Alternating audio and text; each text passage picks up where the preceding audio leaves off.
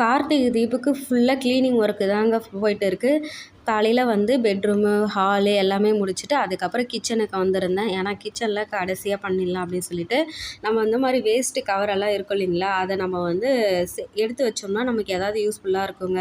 ஏன்னா நம்ம கவரில் கேரி கவர் ஏதாச்சும் வாங்கிட்டு வருவோம், அதை தனித்தனியாக தூக்கி போடாமல் இந்த மாதிரி பேக்கில் போட்டு நம்ம கிச்சனில் மாட்டினோம்னா யூஸ்ஃபுல்லாக இருக்கும். கடைசியாக வந்து மாப்பும் போட்டாச்சு. இன்றைக்கி ஸ்கூல் லீவுன்றதுனால சுபா வச்சுட்டு பண்ணுறது ரொம்ப கஷ்டமாக இருந்தாலும் ஈஸியாக எப்படியோ முடிச்சிட்டோம். ஒரே நாளில் எல்லா ஒர்க்குமே முடிச்சிட்டோம். ஸ்க்ரீன் இல்லைன்னா நமக்கு இந்த மாதிரி ஒரு சாரியில் கூட வந்து நம்ம போட்டு வச்சோம்னா பார்க்க நீட்டாக அழகாக இருக்கும். எல்லா ஒர்க்குமே முடிச்சிட்டோங்க. இந்த மழையில் துணி காய வைக்கிறது ரொம்ப கஷ்டமாக இருக்குது. அதையுமே எடுத்துன்னு வந்து வீடு ஃபுல்லாக வந்து காய வச்சாச்சு. அதுக்கப்புறம் பரணி தீபம் ஏற்றுறதுக்காக வந்து பூஜைக்கால பொட்டெல்லாம் வச்சுட்டு இருந்தேன். 6:30 மணிக்கு எல்லாருமே பரணி தீபம் ஏற்றிடுங்க. நாங்களுமே அதுக்காக தான் ரெடி பண்ணிகிட்டு இருக்கோம். பூஜை வேலைலாம் எப்படி முடிஞ்சது சொல்லுங்கள். வீடியோ பிடிச்சிருந்தா லைக் அண்ட் சப்ஸ்கிரைப் பண்ணுங்கள் ஃப்ரெண்ட்ஸ்.